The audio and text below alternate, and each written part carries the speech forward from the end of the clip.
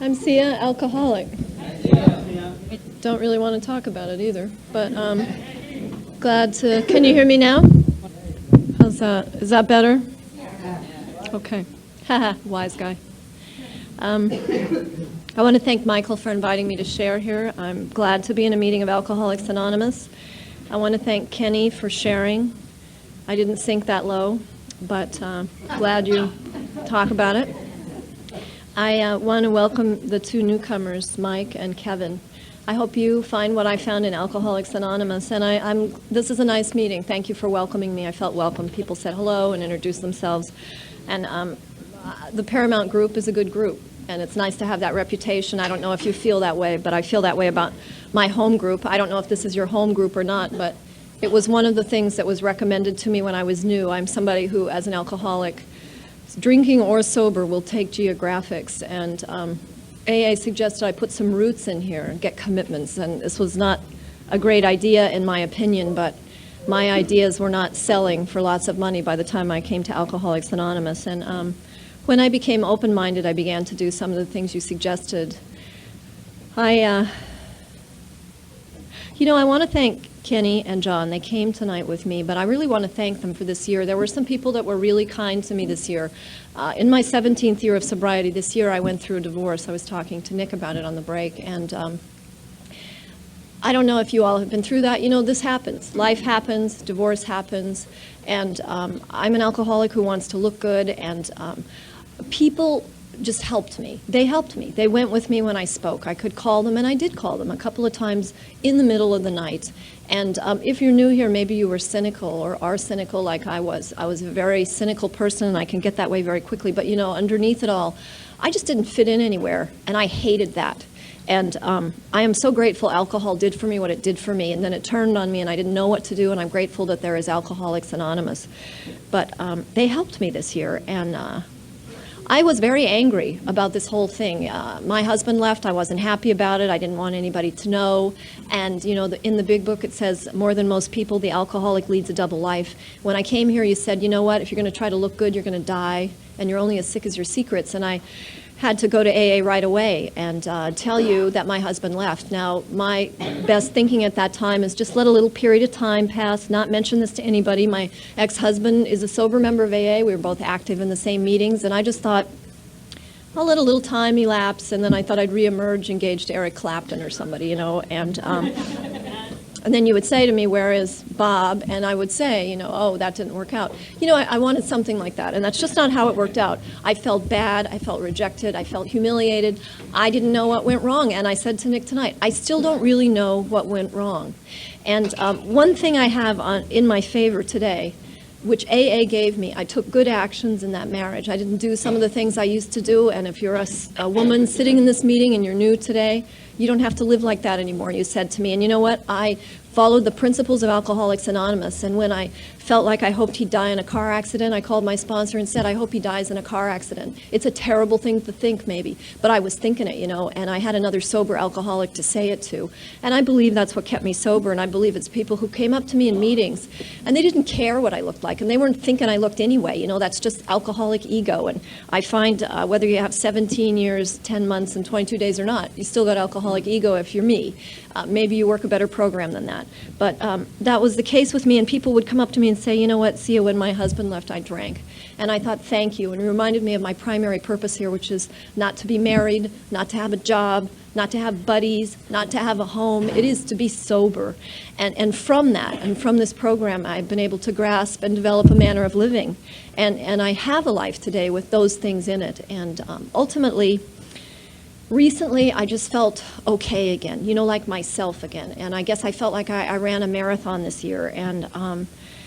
And I was sitting in a meeting, my Friday night home group, and a woman was talking, and she had so much faith and so much goodwill and so much conscious companionship with her higher power that I kind of wanted to punch her face in, you know.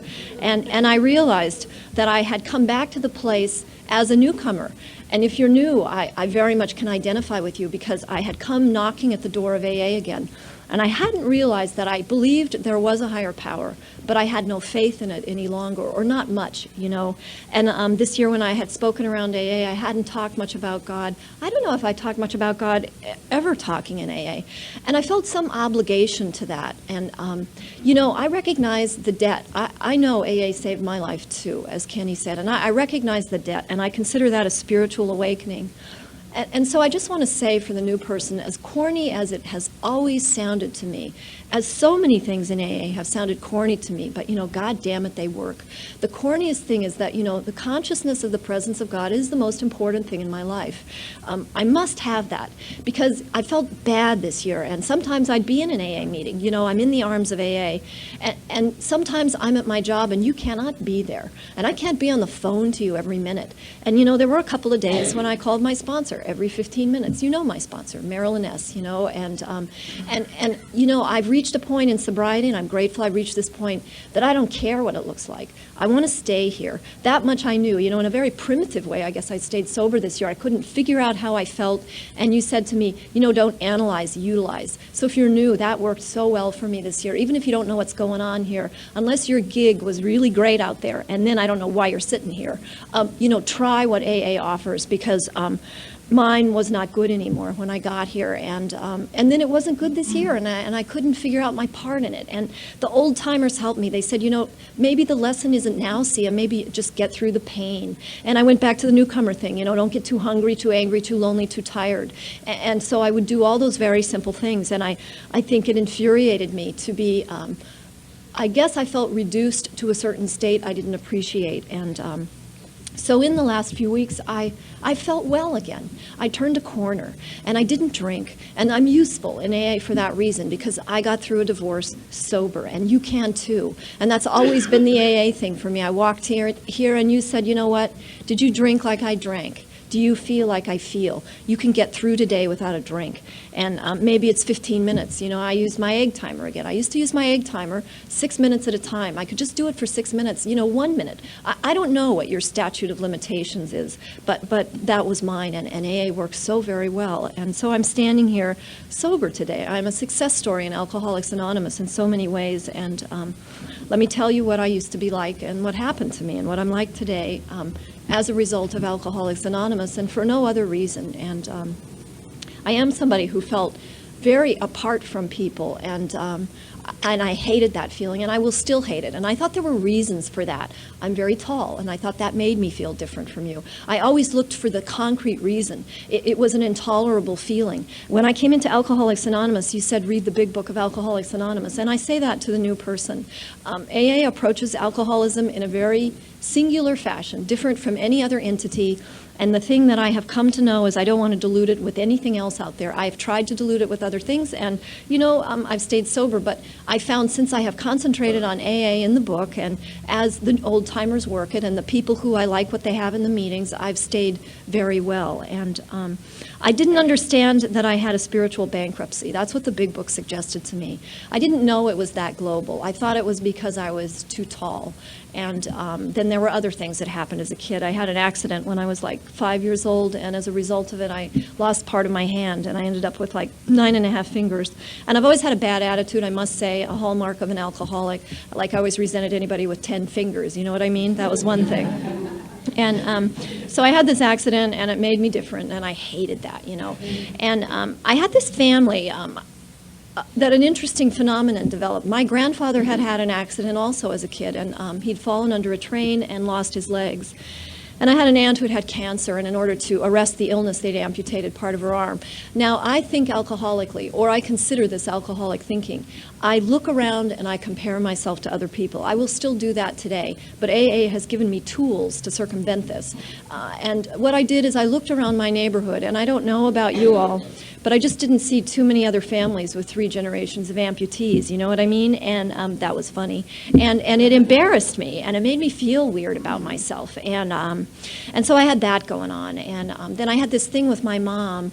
I am someone who also gets disenfranchised quickly. You know, something goes wrong and that's it, I'm out of here, or that's it, it'll never be okay, or screw you, or I just have that kind of stinking thinking, as we call it in AA. And my mother was a beautiful woman, and I wanted to be like her. That's normal for a little girl. My mother also had these little Barbie feet, and I took after my father, who was a big old English guy. And by the time I was 6 years old, when I would dress up in my mother's clothes, I couldn't get her shoes on anymore. And so what I thought is, that's it, screw you. You know, now I have 9.5 fingers.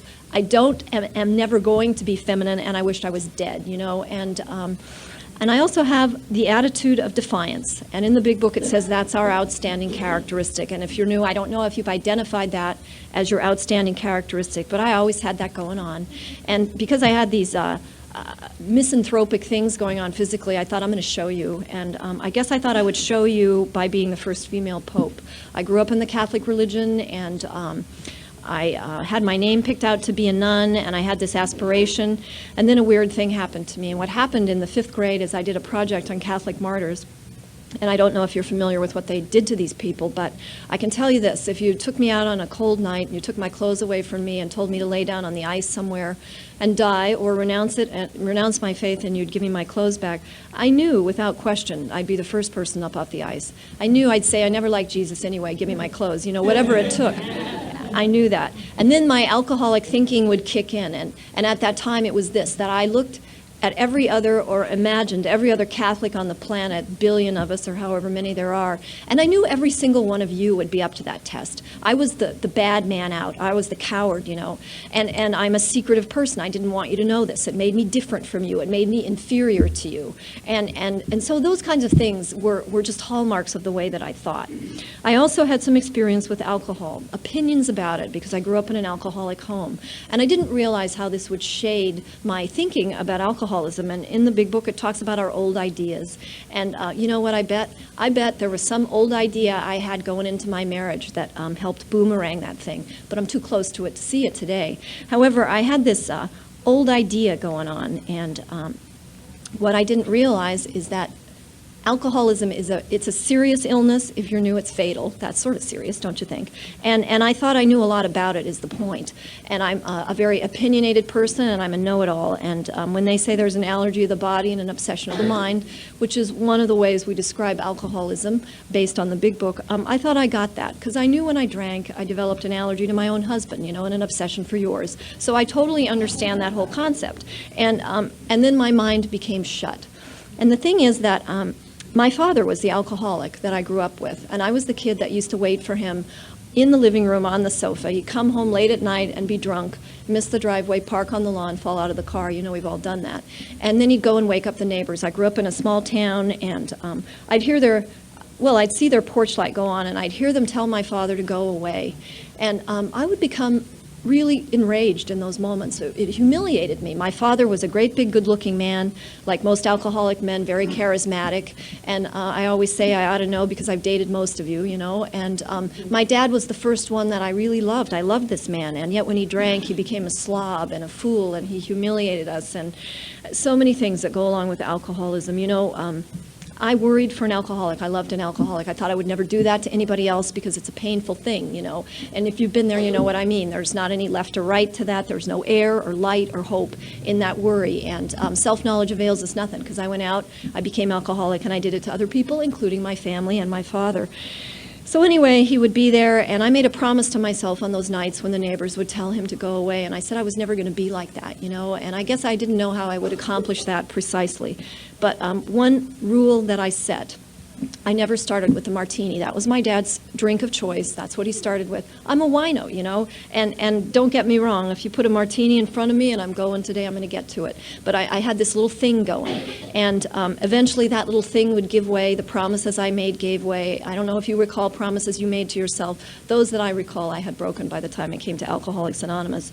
And I had this thing going with my dad about that, and I resented his alcoholism, and I had a chip on my shoulder when I came into AA. And when you asked me if I had a drinking problem, I said, you know, you want to see an alcoholic, you look at my dad. And you said to me, you know what, compared to nobody else, you better look at your drinking. And you said to me, there's this thing we talk about in AA called the yet.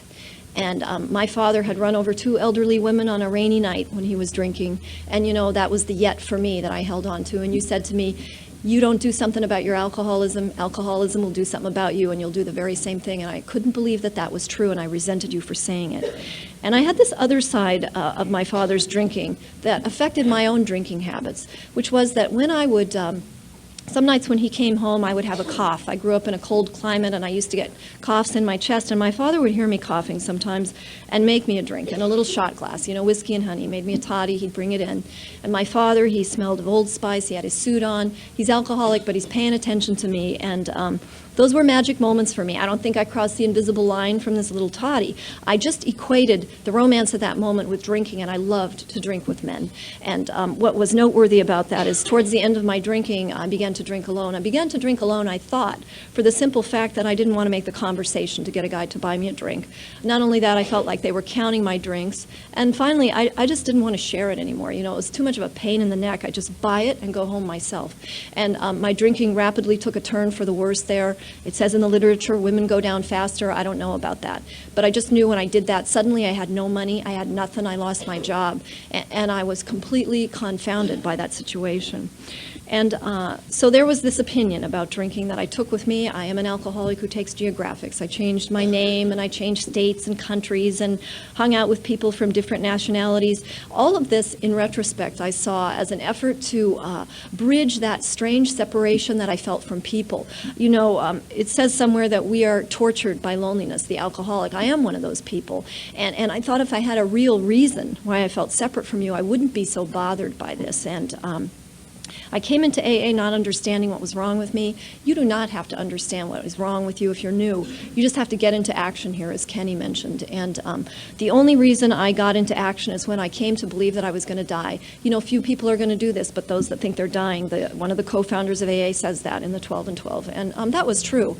It was not until perhaps I didn't even run out of ideas. I was just tired. You know, I had tried some things. I've had 2 sobrieties in AA, and I mentioned that for the new person. I tried some things on my own in that first sobriety. I still blame my first sponsor for the fact I had to start over. It was me, you know, and we have some cliches in Alcoholics Anonymous, and if you have yourself for a sponsor, you got an idiot for a sponsor. And I couldn't believe you on that. I got sober on a resentment coming to Alcoholics Anonymous. I came to my first meeting. It was a noon meeting in London at Hines Street, and I showed up at the meeting, and they asked me if I had a drinking problem. And like Kenny, I thought, no way, and I told you so much. And they did a great thing for me that day. I'm sure it shaved many years off my drinking. I don't care if you agree, but I felt this. And what they said to me that day was, you know what? If you don't have a problem with drinking, then you're a visitor to Alcoholics Anonymous, because it's one alcoholic talking to another in Alcoholics Anonymous. They said you're welcome to go to the open meetings, but you can't go to the closed meetings. And also you cannot share in Alcoholics Anonymous. Only alcoholics participate here. And if you're new here and you have problems other than alcohol, you're welcome, but you have to be alcoholic. That's the bottom line. And because they did that to me, and because of the kind of personality I have, I had to be there in AA. I'm the kind of person, the minute you don't want me around, it's like the only game in town, you know. And so I had a choice then. Sit down, shut up, and listen or leave. And, you know, I was staying. You were not getting rid of me that easy. And I had a baseball cap on. I had it pulled down, way down, like maybe my upper lip, if I can get that right. And I sat in that meeting steaming mad. And an interesting thing happened for me in that meeting, and I hope it happens if you're new. I identified. Thank you for talking about drinking in Alcoholics Anonymous. Thank you for talking about your drinking in Alcoholics Anonymous. God knows people had talked to me about my own drinking, and I was sick and tired of it, and I was defensive and guarded. We lived that way as alcoholics, and I fended all of that off. But I sat in that meeting and I was defenseless because you talked about your drinking. And I realized that though you drank maybe not wine, maybe you drank something else, and I realized this is not a quantity thing here, and I realized it's not where I drank, it's what it did to you. That is what you said to me in those meetings, and I heard that. And I also realized that there was no accident to my drinking. It was not accidental or incidental or coincidental. And based on what you said about your drinking, I realized when I drank, pretty much as a rule, I ended up in a place worse off than where I started, financially, emotionally, physically, spiritually. I conceded that to my innermost self. I probably didn't even want to do that, but I did. And I didn't know what to do do with myself in that meeting. And you did one other thing for me. And Bill Wilson talks about this in the big book when his friend Ebby comes over to see him. And if you're new, Bill Wilson is one of the co-founders of AA. He was dying for a drink, and he had his drinking buddy Ebby, and I had a drinking buddy. I'm sure you did as well. Ebby shows up, but Ebby is sober. And Bill said he was shocked, but he was interested. He had to because he was hopeless. And what happened to me in that meeting is that I was hopeless. I had not recognized that before. I don't recall actually saying that to myself in so many words. It was just I just got there in the meeting, and I realized I felt so goddamn hopeless, and I didn't know what to do about it, and I didn't want to tell anybody about it, so I was completely hopeless.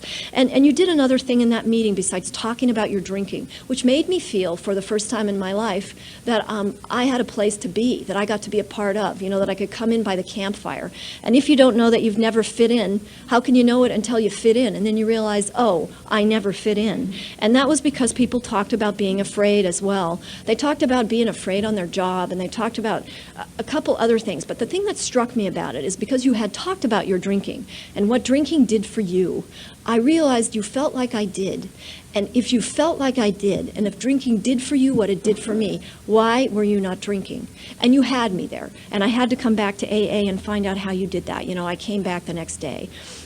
And what drinking did for me simply was this. From the first drink, I had always had a pressure building in me all of my life. It probably varied on the day, and it varied based on what you said to me, or I thought you were thinking about me, or I was thinking about you. And I had that pressure, and the next day it got a little worse based on what you said to me, or what I thought you were thinking about me, or what I was thinking about you. And there came a day when I took a drink, and you know what? Bam! It was gone. And that did that for me. And I realized, in retrospect again, that I would go to any lengths to have that because it made me not care anymore. It made me not care about 9.5 fingers and being too tall and not all the little things that mattered to me. They didn't matter at all. And so I would pursue that to the gates of insanity and death if it were not for Alcoholics Anonymous. And so that's what happened to me when I drank. It did something for me that nothing else did, and I tried things. And when Alcoholics Anonymous came into the picture is when I had lost this job and didn't know what to do. I had this all-show-you job, I thought. And so I came to the meetings, and you were helping me, and I was showing up here regularly. But you had hurt my feelings, and when people started to take an interest in me, which I considered nosy and intrusive, that's how I translated it. When they would say things to me like, Sia, if you're an alcoholic, you should think about a sponsor, somebody with more time, that will help you work the program. And I just thought, excuse me, screw you. You'd hurt my feelings, I'll do it myself. And I never had the guts to say that to you. I'm a people pleaser. Many alcoholics are, and that's just a polite term for being a liar, in my opinion. I would never turn to you and say, drop dead, but I thought it. And so what I started to do is something the old-timers talk about, and they say that when we start solving our own problems, the solutions are usually worse than the problems. And you know what? That was true in my case. I'll give you a few examples. I had living problems. I'm sitting in AA. I'm someone who took geographics. I'm not drinking now. And my life begins to catch up with me like a bad ebb tide. And things begin to occur to me in the meetings of Alcoholics Anonymous, possibly because in AA people talk about working an honest program, rigorous honesty, a moral inventory. These are jarring terms if you're somebody like me. And I had not been hanging out with people who talked about these things on the bar stools, And so now I think what happened is my conscience began to be aroused, and I started to feel bad about some things.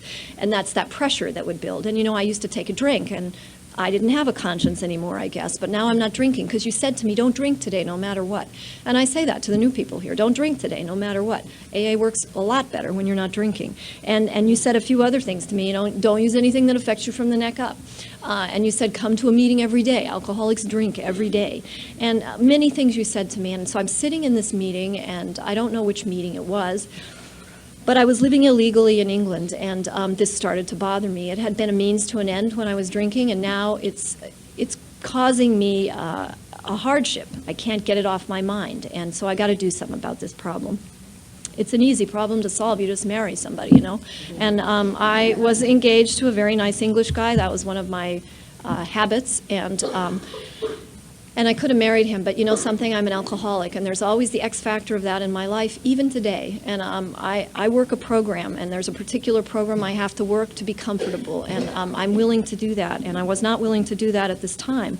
And Bill says we have an inability to have a partnership with somebody else, a real partnership, and I don't know what that means to you, but what it meant to me at that time was that taking a commitment, to have and to hold till death does you part, that's a commitment, I would think. And I wasn't able to make that commitment to this person. So this other guy said he would help me out by marrying me, and I thought that was fine, it would solve my problem. I marry him. I go to the noon meeting, I'm sitting there, and I'm feeling very smug about myself.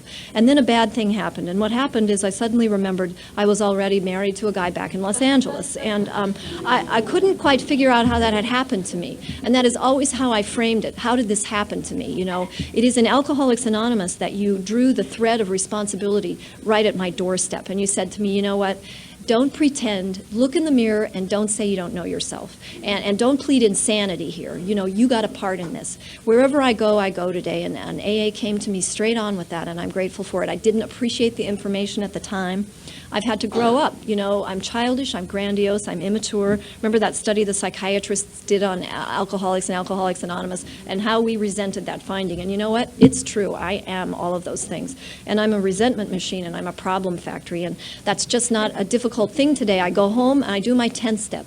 And if I hated you for the way you drive, and if I couldn't stand my boss today because he expected me to work, and if too many people I sponsor are calling me, I don't get into morbid reflection about this stuff. I write it down. I do as directed in the book. And you know what? It's not because I'm a smart guy. It's because I realized I just want to feel good. How do you do that around here? Eventually, I just reached a wall, where I couldn't stand doing it my way. But I hadn't quite reached that wall in this first sobriety. So I'm sitting in the meeting. I'm kind of a nervous newcomer anyway. And now I realize I'm a bigamist. And when people say to me, how you doing today? See, I'm less interested than ever in really laying it out there. And so I try to avoid people in the meeting. And, that's kind of hard to do in an AA meeting. I'm someone who isolates. I don't know if you do that. I had to be a part of an Alcoholics Anonymous. You said, if you want to feel like a human being, Sia, do the things human beings do. And I couldn't stand you. The first 100 alcoholics in the big book were okay, but I thought the rest of you sucked, and there was nowhere to put you. You were always there. I felt you were in my face. And I had this other problem, and what was it? I remember sitting in the meeting, and I suddenly realized I hadn't paid taxes in years. I didn't even know if I owed taxes in England, but I knew I certainly was supposed to be paying them in the United States, and I couldn't remember the last time I had. And that gave me cold sweats. And finally, I don't know, somebody said get a higher power. I picked the cutest newcomer in the room, and the poor guy got drunk. And that was a 12-step call I had to make, and I went to see this guy, and he punched me in the nose a few times. And I told you I'm the kind of person, if you don't want me around, that's the only game in town. So when he punched me in the nose, it was better than an engagement ring and a dozen roses. And I started stalking this guy through the meetings of Alcoholics Anonymous. He's trying to get sober. And people started to not be so glad to see me, and they said things to me like, you know what, maybe you're too sick for this program. And God, that would hurt my feelings, and I just, I would go to a meeting so I could rat you out. And I didn't realize I was staying sober. I was getting a little time together.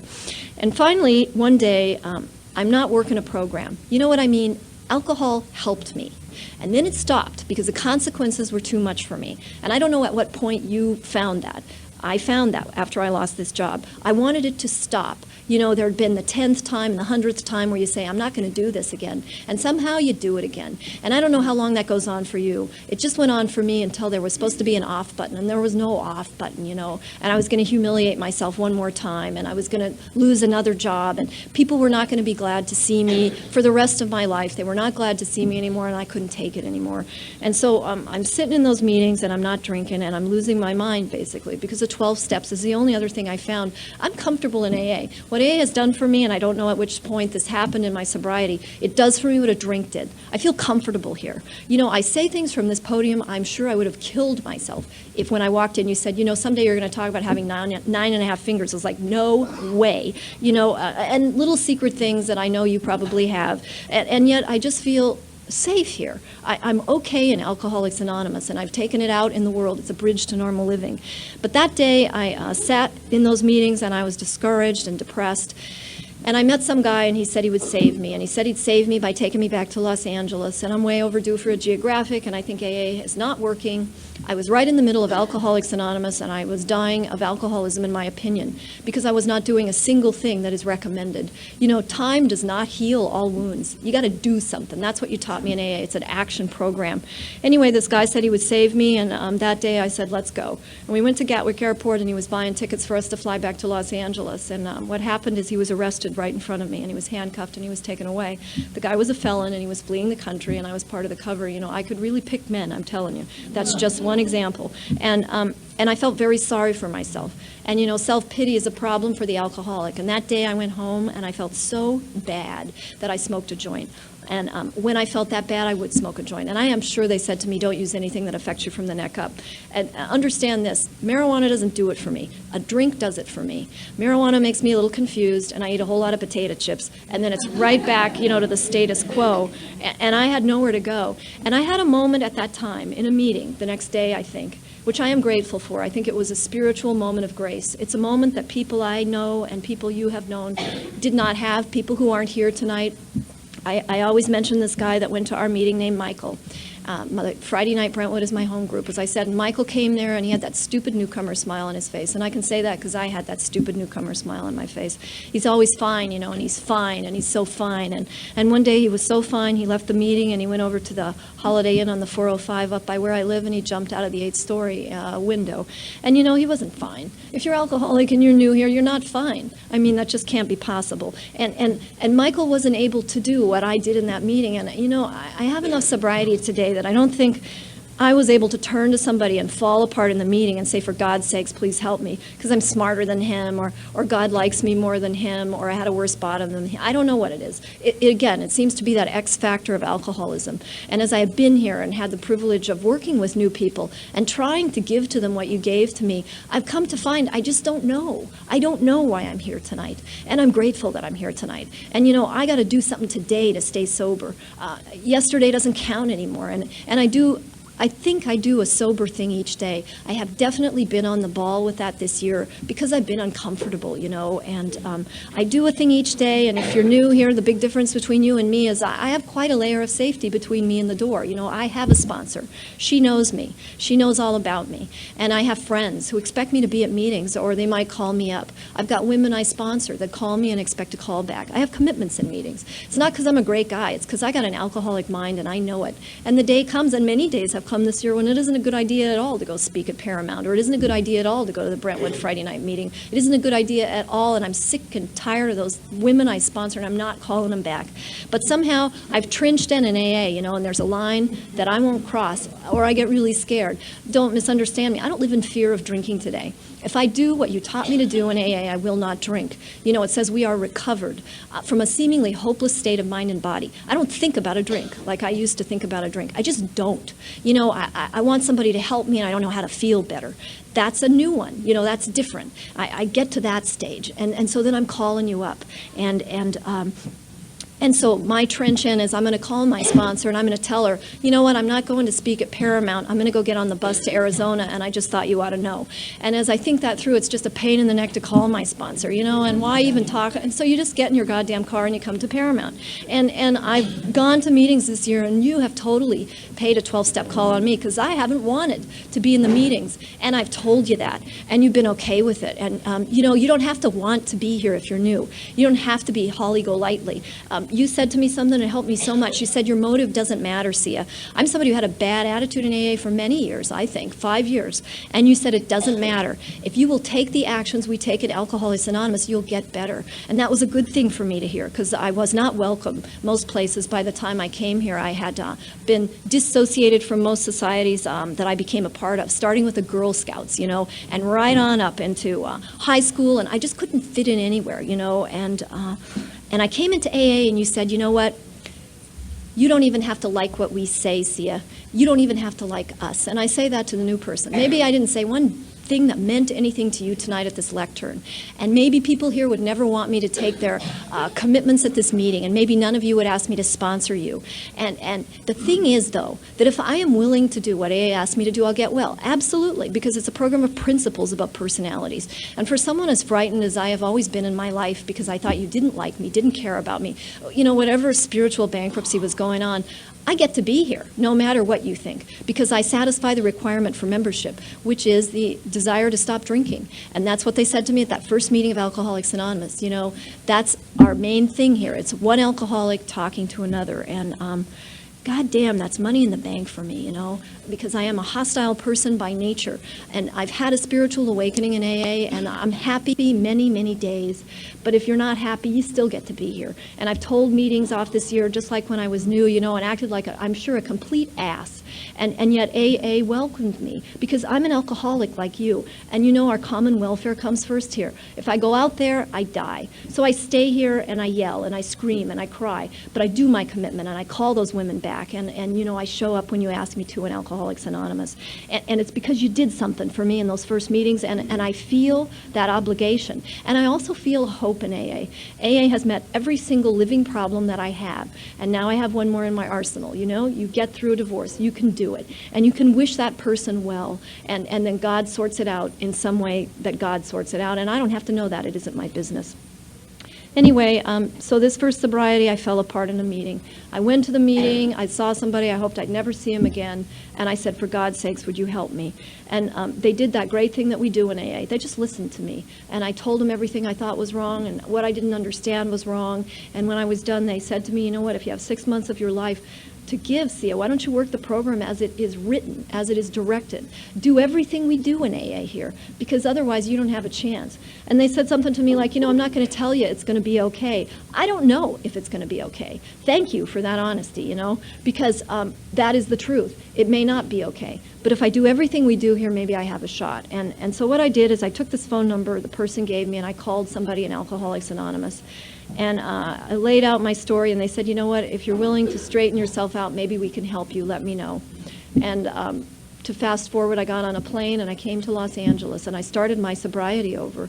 And I brought a couple things from that sobriety into this one. And first of all, I think I taught myself this is not a do-it-yourself program. You know, I was slipping and sliding around in that first sobriety, and it looked like I was getting nowhere. I feel very lucky that I got to come back to AA and start my program here. I don't even say start over. I wasn't working a program. But I did. You know, I lived to the day, so I can turn to you and say, hey, I did this. You don't have to. And the other thing I brought into this sobriety was I had a little spiritual experience, and that was helpful for me. You know, this is a program where we talk about God, but it's not a religious program. It's a spiritual program. Well, I didn't understand quite what that meant. And I grew up in the Catholic religion, and there's nothing wrong with the Catholic religion. Wherever I go, I'm the problem. But I had a serious problem with the Catholic religion. And so to come at God, spiritual, whatever you want to call it, to come at God, which we talk about here, I didn't know if I could do it. Thank you for saying God as you understand God. Thank you for using the word higher power, because you said to me, the way you do this, Sia, is you get honest, which is like, I can't do this. And then you be open-minded, like maybe you look at it a little differently. And higher power just made me be able to kind of go in sideways. And so I came into AA hopeful, and I had lost my job, as I told you, and I'm always sorry I didn't save a picture of how I lost my job. I was a model in my first sobriety, and I showed up for this job, and I'm a wino who was trying to control and enjoy my drinking, and I was not doing a good job of it. And I showed up for a shooting for a cream, what do you call it, ad for a cream company. And I looked bad, but it was morning and I had no makeup on and my hair was a mess, so I guess they didn't think anything of it. They did all the stuff they do and they took the pictures. But when they got the pictures back, you know what, my face was bloated and my eyes were bloodshot. And as far as they were concerned, I was not a vision for you. And, you know, made them furious, and they called my agency by rights. And you know, I am an alcoholic employee. I'm a problem person, and I told people off. I had no business telling off, and I didn't show up when there was work, and I would demand work when there wasn't work, and I walked down runways with dresses on backwards, and I walked out of my shoes, you know, and my agency just said, get lost. They'd had it with me. And almost the moment I left there, the Bank of England was calling me. I was overdrawn at the bank, and they wanted their money, you know, all that stuff that piles up on us.